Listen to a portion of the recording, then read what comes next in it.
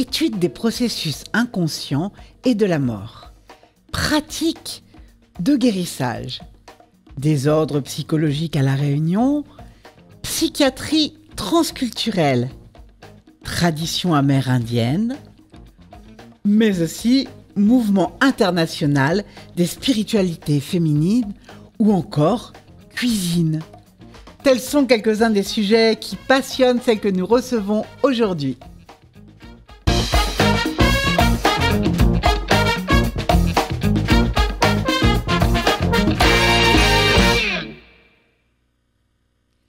Jacqueline Andoche, bonjour. Bonjour.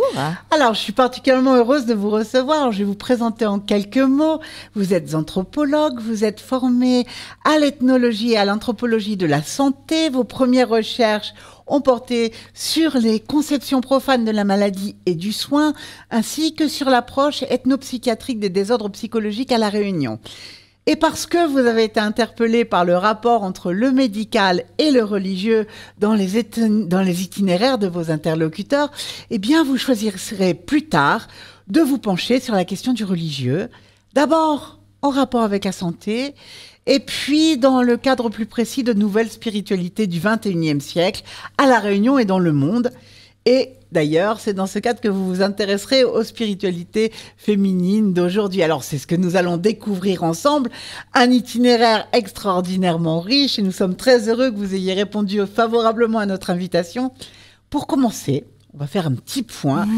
Pouvez-vous, en quelques mots, nous rappeler que sont l'ethnologie et quelle anthropologie ? Voilà, alors tout ça, c'est une longue réponse. Ça fait partie d'un cours d'initiation. Mais en général, de façon rapide, je dis que pour le grand public, il n'y a pas trop de différence entre ethnologie et anthropologie. On fait à peu près la même chose, disons, qu'on étudie les cultures, les hommes, dans leur aspect. L'ethnologie et l'anthropologie, notamment de façon académique, étudient les cultures, et les hommes dans leur aspect social, culturel, de transmission traditionnelle. Après, au niveau de la méthodologie elle-même, de façon professionnelle, on distingue entre l'ethnologie et l'anthropologie. L'ethnologie étant construite sur la base de ce qu'on appelle l'ethnographie, qui est l'approche du terrain. Un ethnologue va sur ce qu'on appelle un terrain, c'est-à-dire qu'il s'installe dans un coin pour étudier des hommes et des femmes dans leur vie quotidienne ou sur un sujet particulier. Ethnographie, il écrit donc ce qu'il observe, il enregistre. Enfin, aujourd'hui, on a beaucoup de technologies qui nous aident, alors qu'il y a encore 20 ans, on pratiquait avec des magnétophones avec les bandes. Et on a toujours nos carnets de terrain, la photo, etc. Et puis après, donc, on classe ces documents et on en fait une sorte de lecture qu'on pourrait dire, sans être trop prétentieux, que c'est une ethnologie dans la mesure où on construit un discours, on construit une théorie, une thèse sur les observations qu'on aura pu faire dans tel contexte ou dans tel contexte particulier. Mais l'humanité ne se réduit pas en fait, à un seul groupe ou une seule culture ou un seul fait social particulier. Donc, l'ethnologue souvent est appelé, et de plus en plus, à faire ce qu'on appelle plusieurs terrains. Mais la vie d'un ethnologue, la mienne, entre autres, ne suffirait pas à étudier les sujets que vous avez cités et qui me passionnent. Donc, ce qu'on fait, c'est qu'on utilise peut-être des travaux d'autres collègues et on essaie donc de faire des comparaisons. Différentes ethnologies amènent à une approche générale qui est donc l'anthropologie et qui est une manière de distinguer ce qui est unique et ce qui est diversifié dans les cultures humaines. En fait, anthropologue et ethnologue visent à étudier l'unité et la diversité du fait humain. Merci beaucoup. Alors, c'est une définition parfaite. Alors, on va un petit peu s'attarder sur votre itinéraire, puisque tel est notre sujet aujourd'hui. On va commencer par le début. Vous êtes réunionnaise, déjà, pour commencer, ça c'est important, on va le voir. Et vous avez d'ailleurs effectué une partie de vos recherches sur votre propre terrain, La Réunion. comme dans votre thèse de doctorat qui était intitulée « Le regard réciproque, une ethnologie des désordres psychologiques à La Réunion ». Alors déjà, pouvez-vous nous parler de ce choix de terrain et puis de ces recherches? Alors, c'est aussi une longue réponse. D'abord, pourquoi j'ai choisi de faire l'ethnologie et l'ethnologie dans ma propre société? J'ai commencé à faire mes études d'ethnologie dans les années 80. Et donc, au départ, j'étais formée à l'histoire.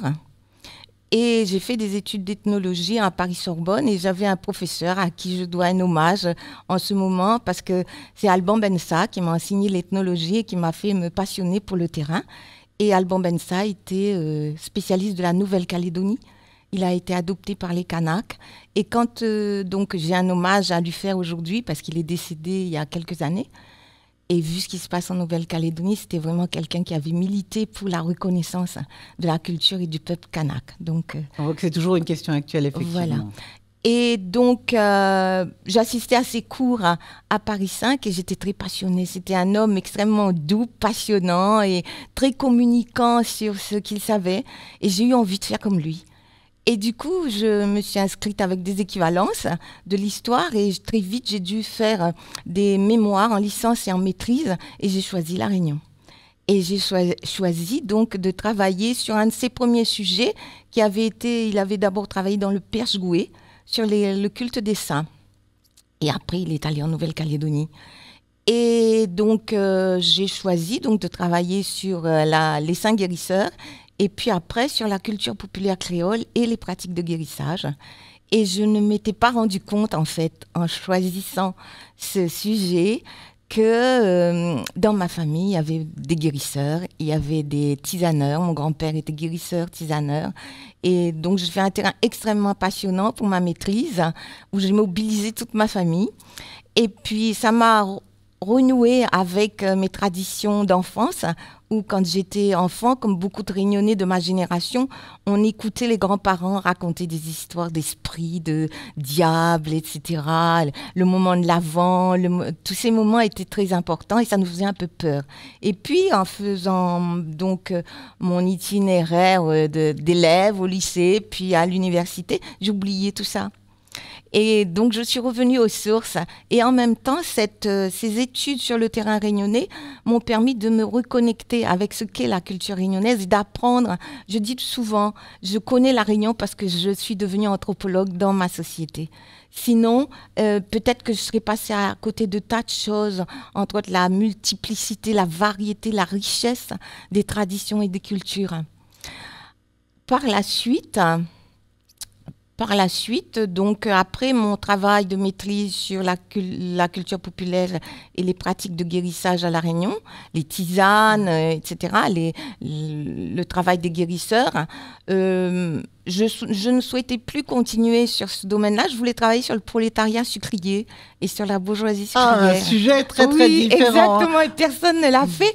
Mais à l'époque, c'était encore important de travailler sur la bourgeoisie sucrière. Bien sûr. Tout simplement parce qu'à chaque fois, j'étais toujours influencée par des professeurs. J'avais une professeure qui avait travaillé sur la bourgeoisie sucrière aux Antilles. Et son travail m'avait extrêmement passionnée et je me disais, oh, j'aimerais bien faire un travail comme ça à La Réunion. Et puis on m'a dit, oh, tu fais pas partie de cette classe sociale, ça va être difficile, etc. Et puis en même temps, dans les années 80, à Paris, en tout cas dans la recherche en anthropologie, la mode, disons, en fait, je veux dire, tout fonctionne par mode finalement, si on regarde bien, était à l'anthropologie, ce qu'on appelait à l'époque l'anthropologie médicale ou l'anthropologie de la santé. Et du coup, comme mon mémoire avait intéressé beaucoup de chercheurs, j'ai rencontré des chercheurs, des professeurs dans ce domaine-là, qui m'ont encouragée à continuer. Et du coup, je me suis intéressée à quelque chose qui m'avait marqué sur mon premier terrain. C'était le fait que les gens parlaient des crises, des troubles psychiatriques et que ce n'était pas forcément reconnu, en fait, qu'on n'aimait pas trop, que ça causé à la fois dans les familles qui étaient confrontées à ce problème et aussi dans l'univers médical, c'était quelque chose qui était un peu tabou. Et je me suis dit, ah, mais pourquoi est-ce que je ne m'intéresserais pas à cette question? Donc on passe de la bourgeoisie sucrière à Voilà. à la Non, psychiatrie. on a abandonné l'idée de la bourgeoisie sucrière. Mais il y a quand même un rapport, parce que les troubles psychologiques touchent toutes les classes sociales. Tout à Du fait. coup, quand j'ai fait mon terrain de thèse, j'ai rencontré aussi des gens qui faisaient partie de la bourgeoisie sucrière. Donc, mais comme on a aussi une déontologie en ethnologie, on ne met pas les noms, on n'indique Oui. pas les familles, etc. Mais j'ai trouvé autant de problèmes dans les familles aisées que dans les familles du peuple. Et alors, c'est intéressant parce que, et qu'est-ce qui caractérise, en quelques mots, parce que c'est bien sûr le fruit de longues recherches, mais qu'est-ce qui caractérise ces problèmes psychiatriques sur le terrain réunionnais par rapport à un autre terrain? Alors, en fait, il y a ce qu'on appelle des expressions, des conceptions de la maladie qui sont propres à La Réunion, mais qu'on retrouve aussi ailleurs. Alors, c'est là où intervient la question de l'universel et du particulier. Tous ces désordres psychiatriques, des désordres corporels, psychocorporels et des désordres psychiques se retrouvent partout dans le monde. Après, c'est au niveau du contexte, comment on les gère. Et à l'île de La Réunion, j'avais remarqué notamment, je parle d'un exemple parce que ma thèse est remplie d'exemples. Par exemple, la question du saisissement, sur laquelle on m'interpelle souvent et qui est encore d'actualité.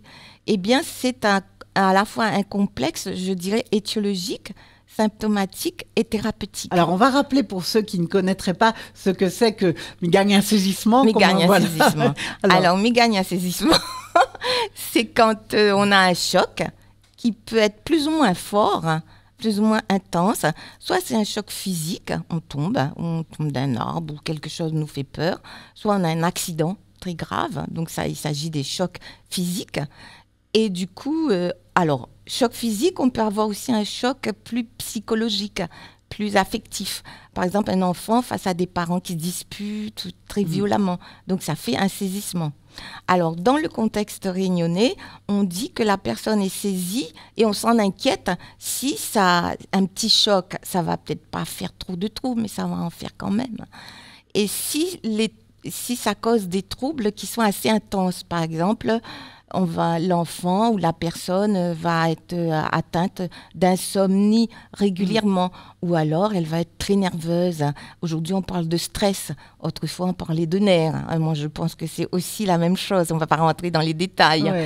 Ouais. Et du coup, ça peut aller jusqu'à ce qu'on a la provocation, je dirais, les conséquences peuvent être ce qu'on appelle des crises, à savoir que la personne va trépigner, elle va faire des crises de colère ou des crises de folie, comme on dit, ou alors même elle va avoir des absences, ça s'appelle aussi des crises.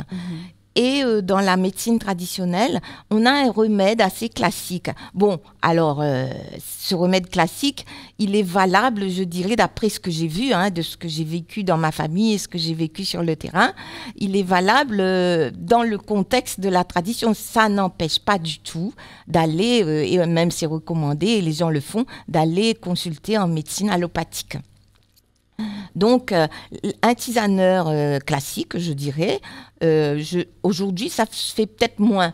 Mais à l'époque, moi, j'ai rencontré pas mal de tisaneuses, surtout qui faisaient des tisanes de saisissement. Il s'agit de prendre un ingrédient le plus simple, c'est la tisane à base de romarin.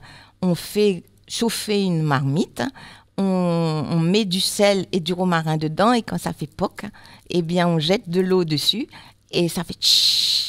Et du coup, quand on a jeté l'eau dessus, ça saisit le romarin. L'idée est d'agir par empathie, en fait. Reproduire le trouble, comme le saisissement a saisi le corps du malade ou du patient, eh bien, on va saisir l'ingrédient qui va permettre la guérison. C'est le fait de reproduire le mal qui fait qu'il va disparaître. Après, il est recommandé de ne pas mettre la tisane au frigidaire, mais de la laisser se reposer tranquillement.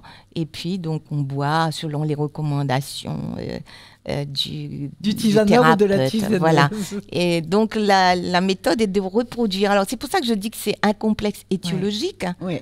Ça s'explique, le saisissement, par une cause psychologique ou aussi spirituel. Ça peut être la vision d'un être spirituel ou d'un esprit, etc., qui a saisi la personne. Alors ça déclenche aussi des thérapies beaucoup plus complexes que la simple tisane. Et puis il y a donc l'interprétation et la thérapeutique en même temps. Oui. Et c'est ce type de trouble, à La Réunion, on va le gérer comme ça, mais ça se retrouve aussi dans des tas d'autres contextes. Par exemple, en Amérique latine, on trouve un désordre un peu pareil qu'on nomme le susto. Alors, le susto, c'est un saisissement qui est provoqué par la vision d'un être invisible ou par un traumatisme aussi physique. Et voilà, ça fait... Ouais, c'est extraordinaire en fait. Voilà. Alors on fait, et je suppose qu'on essaie de reproduire dans la thérapeutique aussi le saisissement qui fait que aussi dans en Amérique latine également, on procède à peu près de la même manière. Oui, donc en fait, c'est simplement la diversité relève du contexte. Mais ce qui est unique là-dedans, c'est le rapport au corps et à la maladie. En fait, on est confronté à un désordre, un déséquilibre dans les rapports de l'homme à son corps et à l'environnement. Eh bien, dans toutes les cultures, on va essayer de le gérer. Alors, certains le gèrent par la répétition de ce qui a causé le trouble. Certains vont le gérer par d'autres méthodes. L'extraction, par exemple, les exorcismes, ça existe aussi à La Réunion. C'est une façon d'enlever le mal et de renvoyer éventuellement à la cause. Mais ça existe partout dans d'autres cultures aussi. Alors, justement, vous vous êtes intéressé aussi à d'autres cultures. Alors, on était parti en Amérique du Sud, on va remonter en Amérique du Nord. Et comme on va le voir là sur le visuel, vous vous êtes intéressé également à la sagesse amérindienne. Alors, je vous laisse un petit peu nous parler de ce message des Algonquins. Alors, c'est tout à fait un hasard. Pourquoi je me suis intéressée aux Algonquins du Québec. En fait, c'est assez cocasse comment ça a commencé. Je n'étais pas du tout destinée dans mon parcours à aller étudier au Québec ou à aller visiter les peuples du Québec. Étudier, c'est bien un grand mot parce que je ne les ai pas vraiment étudiés. Je les ai visités, j'ai observé, j'ai échangé avec eux. Et puis, il y a eu la crise Covid. Et voilà. Et donc, je dis que c'est tout à fait un hasard, mais en fait, c'est un hasard et pas. Souvent, les sujets de recherche sont des hasards. Et donc, j'étais encore en poste à l'Université de La Réunion et je reçois des messages d'associations culturelles qui me demandent de venir assister à des conférences qu'ils vont faire. Enfin, ils ont invité un chef amérindien pour parler de la mémoire et pour faire un travail sur la mémoire. Et puis je me suis dit, tout ça, c'est politique. Est-ce que ça m'intéresse vraiment? Moi, j'étais loin de penser à un chef amérindien et à un travail de mémoire. J'avais beaucoup de travail. Tout le monde qui est enseignant à l'université sait combien on a du travail. Au mois d'octobre, on va rentrer dans les examens de fin d'année, etc. Et je dis, j'ai pas envie d'y aller, je réponds pas, mais je suis souvent sollicitée. Et puis, je faisais un cours d'initiation aux premières et deuxièmes années à l'université, d'initiation à l'ethnologie, à l'anthropologie. Et dans ces cours d'initiation, je travaillais sur un texte de Moss sur les Kwakiutl du Canada. Et donc, les Kwakiutl ont des traditions. Bon, je ne vais pas faire le cours là, ont des traditions où on parle de chef, etc., d'échanges de bijoux, etc., avec des photos. Et je me suis dit tout d'un coup, en relisant mon texte pour le présenter à mes étudiants, je me disais, mais là, je vois ça dans le texte, dans les écrits des premiers ethnologues qui ont travaillé là-bas. Et si j'allais vraiment voir un chef amérindien avec des plumes? Et du coup, j'ai dit à mes étudiants, voilà, il faut aller à la conférence. Certains sont partis et moi, je suis partie. Et quand je suis arrivée à la conférence, j'ai écouté donc Dominique Rankin, dont on va voir peut-être quelques images. Oui, tout à fait. Et à la fin de la première conférence qu'il a donnée à La Réunion, je suis allée le voir. Il était venu avec sa compagne qui depuis est devenue sa femme, Marie-Josée Tardif. Et je leur dis, écoutez, moi je suis venue, je vais faire signer le livre, hein, le dédicacé. Et je dis, moi je suis venue pour écouter un chef amérindien pour voir un chef amérindien avec des plumes. Et donc, comme il a beaucoup d'humour, on a bien ri. Et puis Marie-Josée me dit, ben, venez au Québec nous voir avec vos étudiants. Et je dis, ben moi je peux bien venir, mais mes étudiants, ça va être un peu difficile. Et en janvier, donc je reçois une sorte d'invitation de Marie-Josée qui m'invitait à faire un voyage. Dominique a organisé une sorte de tourisme culturel pour faire découvrir aux étrangers donc les bois, comme on dit, au Québec. Et je suis invitée et je vais donc là-bas, à Val-d'Or, et en Abitibi-Témiscamingue, où on a fait un grand périple sur la rivière, sur les terres des Algonquins, autrefois, et aussi encore aujourd'hui, au-delà des réserves et au-delà de la ville. Et quand je suis revenue, je suis restée un moment là-bas. Et quand je suis revenue à La Réunion, j'étais tellement subjuguée par l'amour de la nature, comment il portait un intérêt à la nature. Et je me suis dit, mais il faut que je dise ça aux Réunionnais. Ici, on est en train de s'écrouler, de mourir de la société de consommation qui nous envahit. Et j'ai essayé de faire une première conférence, de vouloir faire une première conférence aux amis de l'université, mais je voyais que je manquais de matériel. Alors j'ai pris contact avec Dominique Rankin, je suis allée le voir en métropole où il dispense aussi des enseignements de sagesse amérindienne, et puis je suis retournée au Québec. Voilà. Dont on a vu quelques images extraordinaires hein, sur ce voyage au Québec. Voilà. Mais au Québec, il y a quelque chose qui m'a beaucoup interpellée aussi. Je suis allée pour essayer de mieux connaître la culture amérindienne, mais c'est aussi, j'ai découvert l'existence des fameux pensionnats amérindiens. Mais il était venu ici, Dominique Rankin, pour parler de ça et pour faire un travail de réconciliation sur la mémoire, en fait. Et depuis les commissions vérité et réconciliation, dans les années 2000, et ça se développait encore après, les Amérindiens ont beaucoup travaillé sur la réconciliation avec l'histoire coloniale. Bon, ce n'est pas toujours évident, mais ce n'est que très récemment qu'en France, on a su l'existence de ces pensionnats. Et j'ai proposé en 2019 une communication à l'université de Lyon, l'université catholique de Lyon, avec ma collègue Valérie Aubourg, qui aussi avait travaillé sur La Réunion. Elle faisait un travail sur les enfants de la Creuse et elle m'avait dit, est-ce que tu veux venir faire une conférence, un colloque sur les enfants de la Creuse? Alors je dis, moi je suis bien réunionnaise, mais là aussi, ce n'est pas parce que je suis réunionnaise que je connais tous les sujets. Et je dis, les enfants de la Creuse, je suis bien réunionnaise, mais je ne connais pas grand-chose. Par contre, si tu veux, je peux faire un travail sur les pensionnats amérindiens en montrant comment on peut retenir des leçons de leur approche de la réconciliation. Et donc, je suis retournée au Québec et j'ai travaillé un peu sur les pensionnats amérindiens. Ça a fait l'objet d'une communication. Et après, mon travail s'est arrêté là, puisqu'il y a eu la crise Covid et je suis allée aussi à la retraite et que je m'intéresse aussi à d'autres sujets. Mais c'est juste entre parenthèses. Ce n'est pas dit que je ne reprendrai pas un peu de travail sur les sagesses amérindiennes, surtout. Ah oui, c'est passionnant. Alors, vous avez aussi un autre sujet de prédilection qui est la cuisine. Alors, à l'occasion d'un MOOC de l'Université numérique de La Réunion, consacré aux médiations des patrimoines culturels dans la zone océan Indien, nous avons eu le grand plaisir d'organiser une rencontre entre Thierry Malbert, qui est également anthropologue du Vivre Ensemble à La Réunion, et qui est venu vous rencontrer chez vous. Alors, on va regarder quelques extraits de cette émission. Bonjour Jacqueline, tu vas bien? Oui, je vais très bien. Alors merci de nous recevoir chez toi, ici à l'Entre-deux, dans ton antre, dans ce beau jardin créole, et de nous guider vers la cuisine réunionnaise. Merci à vous de venir. Donc on va essayer de faire découvrir des choses traditionnelles et qui reflètent beaucoup ce qu'est La Réunion.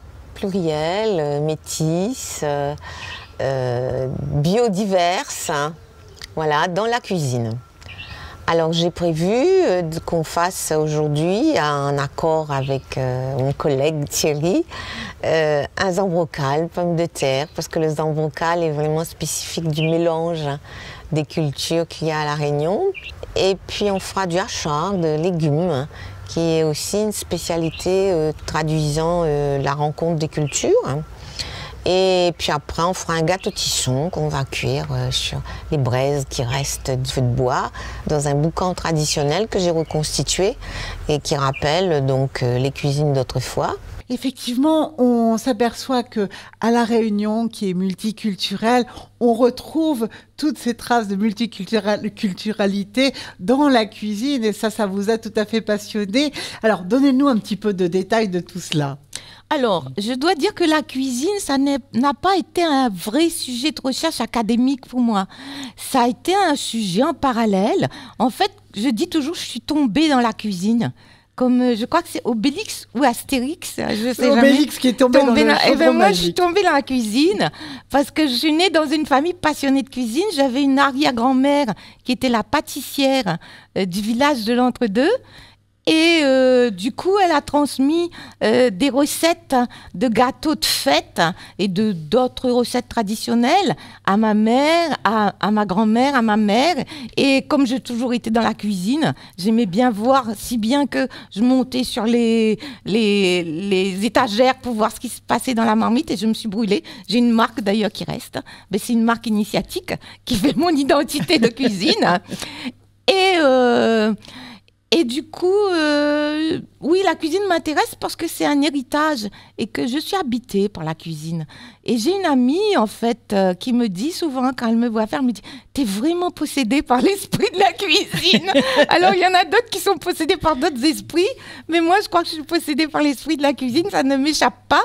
D'ailleurs, quand je vais dans différents pays, et chez les Algonquins, j'ai cuisiné aussi, et j'ai vu comment on faisait le pain traditionnel, qui est la bannique, qui est fait à base d'une farine traditionnelle. Et ce qui m'intéresse, donc, à propos de la question du multiculturalisme, au début, c'était pas ça qui m'intéressait. Ce qui m'intéresse dans la cuisine, au départ, c'était de faire... Et puis, moi, je suis gourmande, j'aime bien manger. Et de voir les jolies choses. Je trouve que la cuisine réunionnaise est un mélange de couleurs, d'odeurs, de saveurs et de choses qu'on ne voit pas, mais qu'on ressent, en fait. Et ça, j'aime. Et après, en réfléchissant dessus, c'est vrai qu'on rencontre dans cette cuisine, comme il était dit dans la vidéo, dans le visionnage du petit extrait, il y a toutes les traditions qu'on retrouve ici. L'origine française, l'origine africaine et malgache, l'origine indienne, qui est aussi très marquante, et les apports plus récents, je dirais, chinois, indiens du Nord, et aujourd'hui aussi comoriens, et puis d'autres apports modernes qu'on peut mettre dans la cuisine. Moi-même, personnellement, je m'y adonne parce que je voyage pas mal, et quand de mes voyages et de ce que je vois faire ailleurs, ben je rajoute, par exemple, je peux, comme je dis, pervertir une recette traditionnelle. Alors, une recette traditionnelle créole en ajoutant des techniques ou des ingrédients un petit peu extraordinaires. Et c'est vrai que si on veut...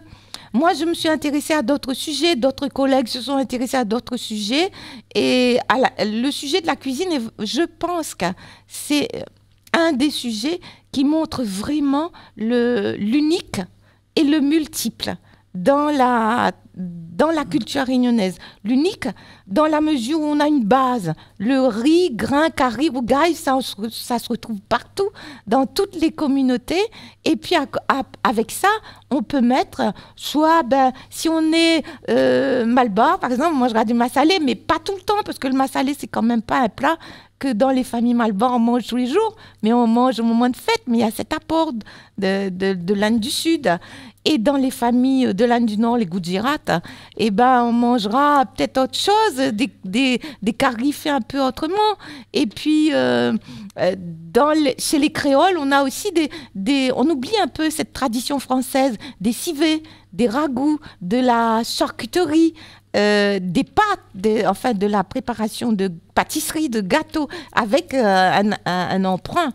Par exemple, on a le pâté créole, où on a la pâte qui est la pâte sablée ou la pâte lourde, comme on dit, travaillée à la manière un peu devenue créolisée, mais française. Et puis, on a le fameux godiveau, dont on ne sait pas toujours qu'il est de tradition française, parce que c'est le godiveau qui rentre, c'est la farce qui rentre dans le pâté.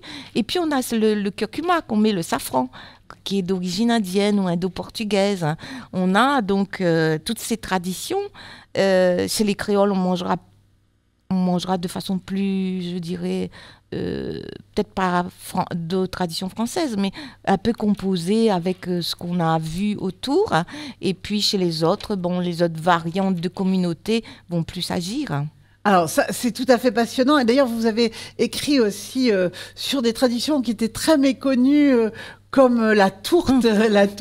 Et vraiment, on a, comme ça, on peut découvrir des choses dans vos écrits qui sont tout à fait étonnants et qui sont, parce que chaque village à La Réunion, chaque territoire avait un peu ses propres traditions qui avait